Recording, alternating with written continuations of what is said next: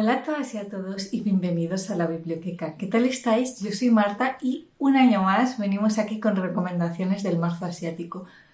Creo, no sé, estoy segura si es el tercer o el cuarto al año que participo ya en esta iniciativa, que ya sabéis que me encanta y que consiste en recomendar libros de autores y autoras asiáticos que tenemos más complicado que nos lleguen a nuestras librerías porque no están tan accesibles, porque hay menos gente que se atreve con ellos, y recomendar unos cuantos libritos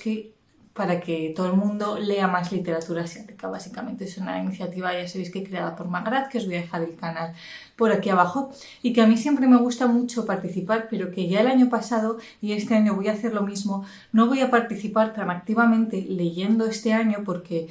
a mí me encanta la literatura asiática y por lo tanto disfruto más leyéndola todo el año, y si otras veces me ha pasado que si concentro todas mis lecturas en marzo o más lecturas en marzo se me acaba haciendo un poco pesado. Pero sí que puedo participar de otra forma, y es recomendándoos 10 libros que he leído este año desde el anterior vídeo del marzo asiático de literatura asiática para que vosotros los podáis apuntar. De los 10 hay 3 de los que aún no os he hablado, con lo cual voy a poner un poco más el foco en estos 3 de los que aún no tenéis reseña, y después voy a pasar por otros 7 que he leído, ya os digo, a lo largo de este año, que creo que os pueden gustar un montón, pero que ya tienen su reseña correspondiente en el canal, con lo cual voy a pasar un poco más rápido. De los que me quepan os voy a dejar por aquí arriba el enlace a la reseña completa por si la queréis ver, y de los que no me quepan os dejaré por aquí abajo el enlace a todos los vídeos, y también os dejaré por aquí abajo el enlace a la lista de reproducción donde tenéis las recomendaciones de los años anteriores para que también los podéis echar un vistazo, porque al final estos libros pues son un poco atemporales. Vamos con ello. Este año me he iniciado por fin con Lisa Shi, una de estas autoras que siempre triunfan en el marzo asiático. Esta autora es china de segunda generación, si no me equivoco, es chinoamericana con padres chinos y ella viviendo en Estados Unidos, me explico.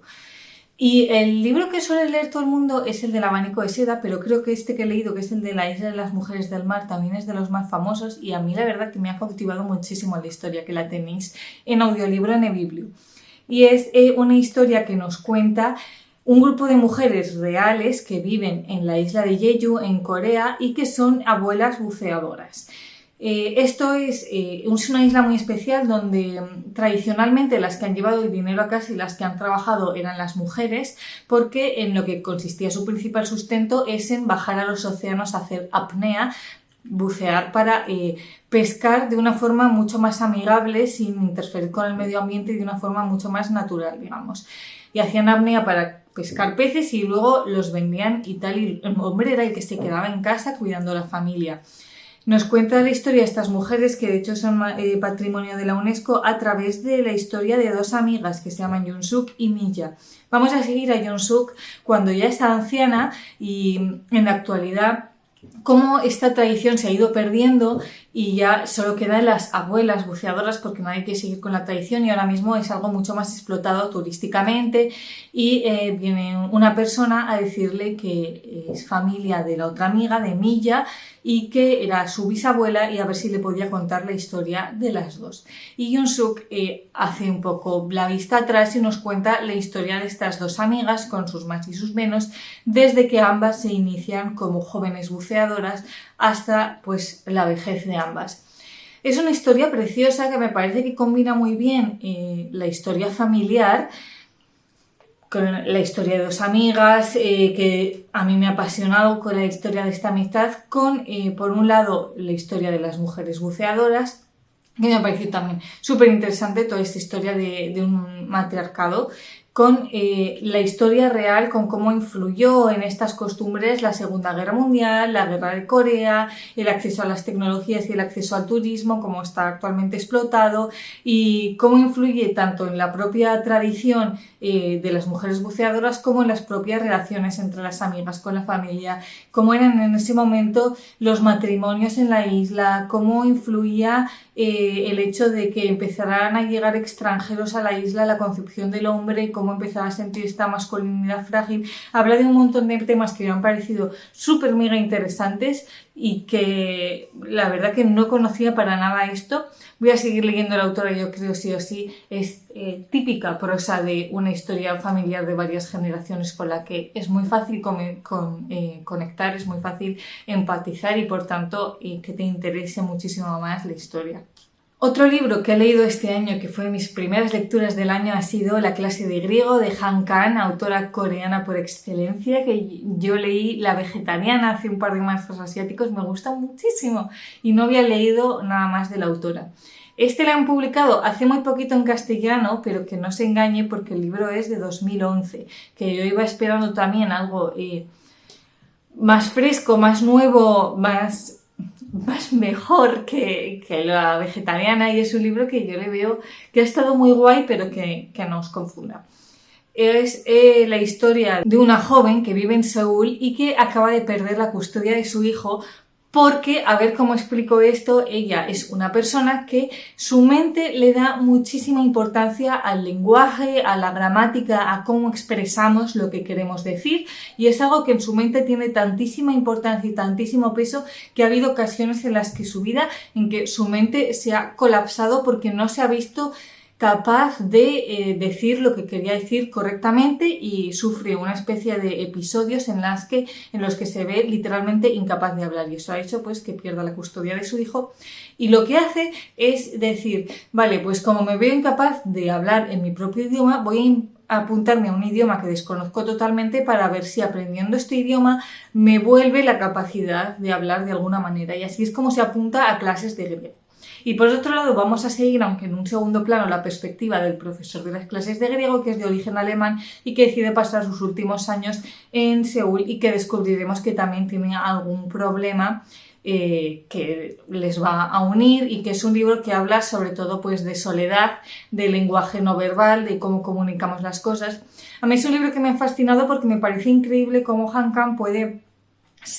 ocurrírsele temas tan interesantes y luego ser capaz de desarrollarlos tan bien y que todos sean tan diferentes entre sí. Me ha gustado muchísimo cómo ha tratado este problema de la protagonista, cómo la trata con tanto respeto, no se burla de ella en ningún momento, hace que la entiendas totalmente por lo que está pasando. Es un libro que se lee muy rápido porque tiene capítulos súper cortos, que también está muy bien metido todo el tema del griego clásico y de los filósofos griegos. Me parece un libro súper completo, que el inicio y el final sobre todo son brutales, la parte del medio sí que es un poco más chill, y que me parece un libro súper bueno para entrar en la literatura coreana. Y después ya el tercero del que nos había hablado, que este lo leí a finales del año pasado, es Luna llena de Akishi Masaki, que esta autora está residiendo actualmente en Canadá, pero que también ha nacido en Japón. Me pone un poco triste esto, que muchas veces acabo leyendo sobre todo libros del triplete Japón, Corea, China, que es lo que tenemos más accesible, y para más INRI de autores y autoras que han podido publicar gracias a que ahora están viviendo en un país americano o europeo. Pero bueno, es una forma también de empezar a iniciarse con la literatura asiática, de empezar a recuperar estas raíces, solo por ellos también por querer reivindicar sus orígenes, y que en este caso esta historia también me ha gustado muchísimo. Es la historia de un matrimonio anciano entre Tetsuo y Fujiko, que cuando Fujiko le detectan Alzheimer, ambos se mudan a una residencia de ancianos, aunque Tetsuo esté bien, pero para acompañarla en estos últimos años de su vida. Y un día que se levantan, resulta que Fujiko ha olvidado los últimos 50 años de su vida. Con lo cual ella se piensa que está empezando a conocer a Tetsuo y que son novios. Y Tetsuo, pues lo que le recomiendan los médicos es que la siga el rollo para intentar no descuadrarla la mente, y tienen que empezar a llamarla por su nombre de soltera, dormir en camas separadas, y un poco cómo lo afronta Tetsuo. No, que no se engañe tampoco la premisa, porque no es la típica historia tierna entre los ancianos, es una historia entre dos personajes muy grises y que básicamente nos habla de un momento en el que Fujiko le cuenta algo a Tetsuo que Tetsuo nunca había sabido y que le rompe todos los esquemas y le lleva a reflexionar si realmente han sido felices en su matrimonio, si los dos han sido buenos el uno con el otro. Habla muchísimo del tema de cómo conciben en estos países la fidelidad y el matrimonio, que me ha parecido un concepto súper interesante. La narrativa es súper simple, sigue el ritmo en todo momento, ha sido muy fácil de leer. Habla también mucho de música clásica, que me ha parecido muy guay, y este libro forma parte de 5 libros de relatos que es cierto que aunque este tampoco me cambió la vida ni tampoco me pareció lo mejor que he leído, quizás sí que siga leyendo la autora para ver qué más tiene que ofrecernos. Dicho esto, vamos a por los otros 7 libros de los que ya os he hablado. El primero de ellos es Intimidades, de Kei Kitamura. Esta autora también es de origen japonés, pero que actualmente está viviendo en los Estados Unidos. Y este libro, que os hice un blog leyéndolo, nos cuenta la historia de una protagonista que también se muda desde Nueva York hasta La Haya, teniendo ella orígenes asiáticos, para trabajar en un tribunal internacional. Y nos habla por un lado de una relación que establece allí con un hombre casado, por otro lado de cambio brutal,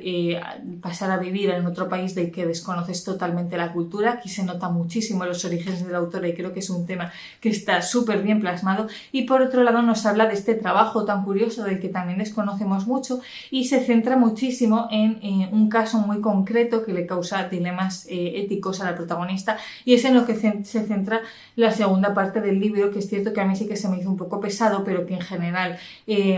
me ha gustado mucho, sobre todo cómo plasmaba ciertas situaciones y cómo hablaba de la vida tan monótona de la protagonista, que aún así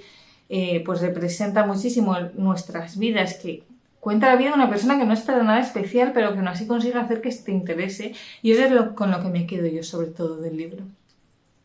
Otro que leí y que tenéis la reseña en una recopilación de libros de fantasía ha sido El Gurja y el Señor de los Martes. Este autor es de Bangladesh, vive en Bangladesh, aquí ha sido por Instagram, asiático, y es una historia súper divertida que nos cuenta la historia de uno de los 7 grandes jinn que se despierta después de 6 milenios estando dormido y que dice, bueno, pues ya que me he despertado voy a invadir la ciudad de Katmandú y voy a pasar a ser su rey y señor. Por el camino se encuentra con un gurja que es adicto a los pistachos. Es que este libro es absolutamente increíble y que le cuenta que en todos estos milenios Katmandú ha pasado a ser gobernada por la inteligencia artificial más poderosa del mundo, porque tenían problemas con el cambio climático, con las superpoblaciones, etc, etc. Y esta inteligencia ahora lo gobierna todo, controla a todas las personas física y mentalmente. Y con lo cual, si quiere gobernar Katmandú, lo que va a tener que hacer es enfrentarse a esta inteligencia artificial. La premisa a mí me parece increíble, la ambientación es chulísima. Es cierto que según vas leyéndolo es un libro que pasa mucho más a un segundo plano y que es un libro muy de peli de acción. O sea, me parece un libro que le puede gustar a absolutamente todo el mundo. Todos los personajes son súper icónicos y es un libro que tiene un humor que no te esperas nada porque no casa nada con el libro y que a mí me ha divertido muchísimo. Es un libro que además respeta muchísimo la mitología del lugar, que dentro de que es un libro futurista, ciencia ficción, distopía, tiene también parte de las costumbres del lugar, y que a este libro sí que de verdad lo quiero recomendar muchísimo porque yo sé que Duerme Vela ha sido uno de los libros que menos ha compartido este año pasado y que yo creo que merece muchísimo la pena. Otro que leí fue también de fantasía y también muy purista, porque la autora es de Malasia, es Blackwater Sister, que este libro nos cuenta la historia de Jess, que es una joven que tiene ascendencia de Shanghái, pero que está viviendo en Estados Unidos con sus padres, y que cuando su padre se pone enfermo deciden pasar esta enfermedad en Shanghái. Y ella tiene que dejar a su novia, que vive en una familia muy conservadora y los padres no saben que tiene novia, para irse a vivir a Shanghái. Y el caso es que cuando llega allí empieza a escuchar la voz de alguien que no sabe quién es y que resulta que es su abuela fallecida, y que la intenta convencer para que vaya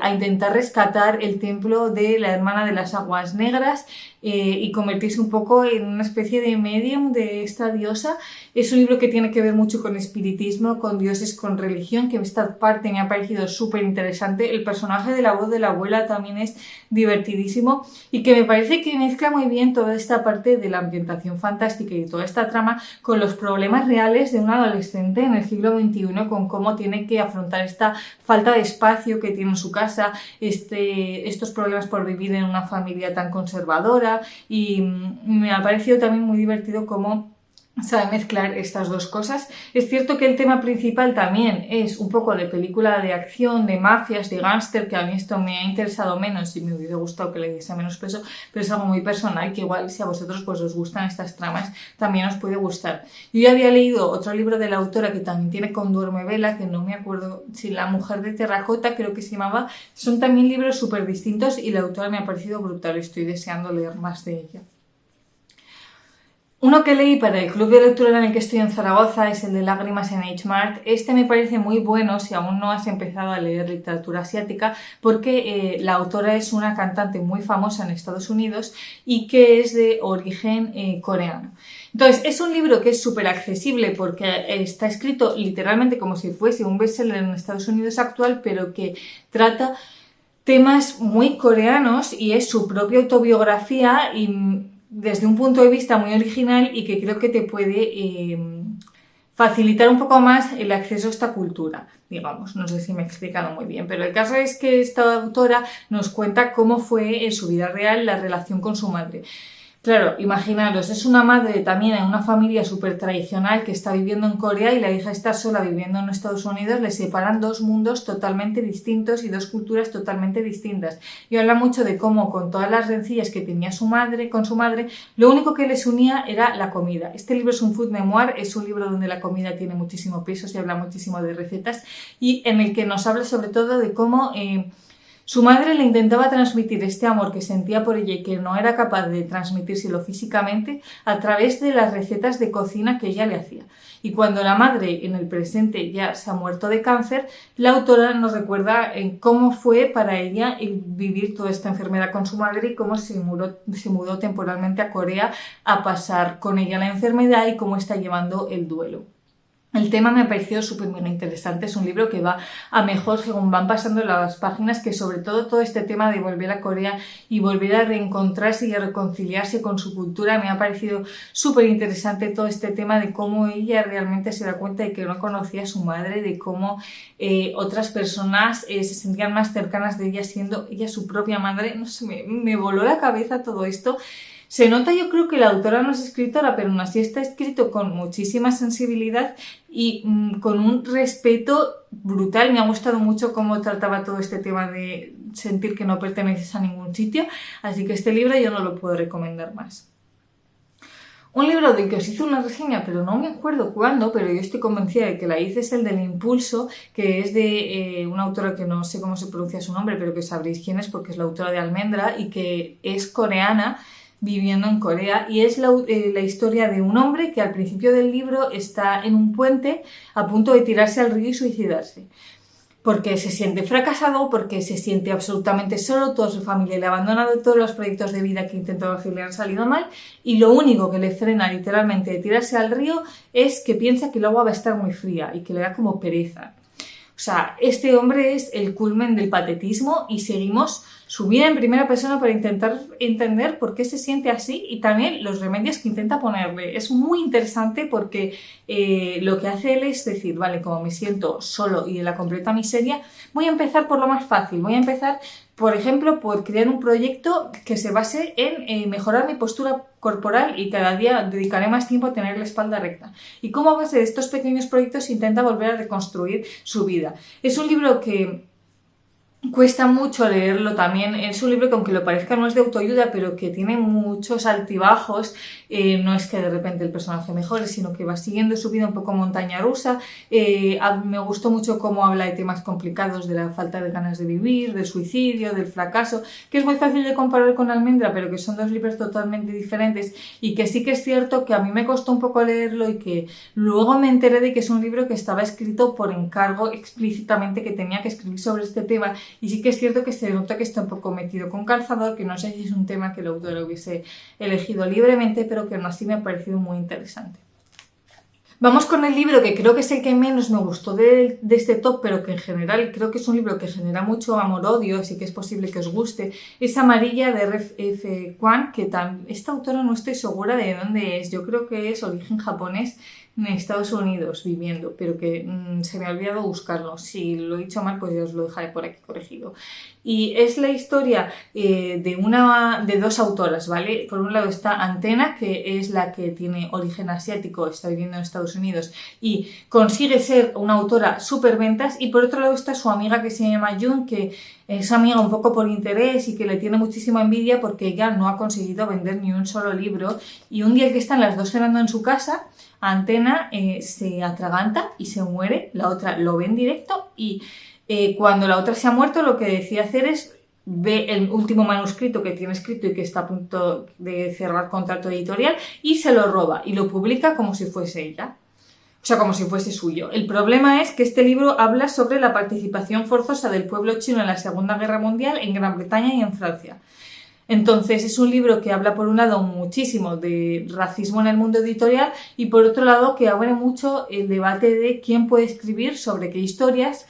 sobre si para escribir de estos temas tan complicados tienes que tener un mínimo de conexión con él, por ejemplo, pertenecer al pueblo chino, o puedes hablar de ellos literalmente todo el mundo y aprovecharse de estos temas para ganar dineros. Me parece un tema muy interesante, que me gusta muchísimo cómo lo trata, pero que es cierto que a mí me pareció un libro con unos claros problemas de ritmo brutales y en el que sigues a una persona que necesita terapia, lo sabes desde el capítulo 1, está completamente cucu, con lo cual tienes que vivir un poco su viaje al infierno, lo cual también tiene momentos en los que se te hace un poco duro y un poco pesado, y que es cierto que tiene 200 páginas en las que en el libro no pasa absolutamente nada. Pero bueno, la autora es muy famosa por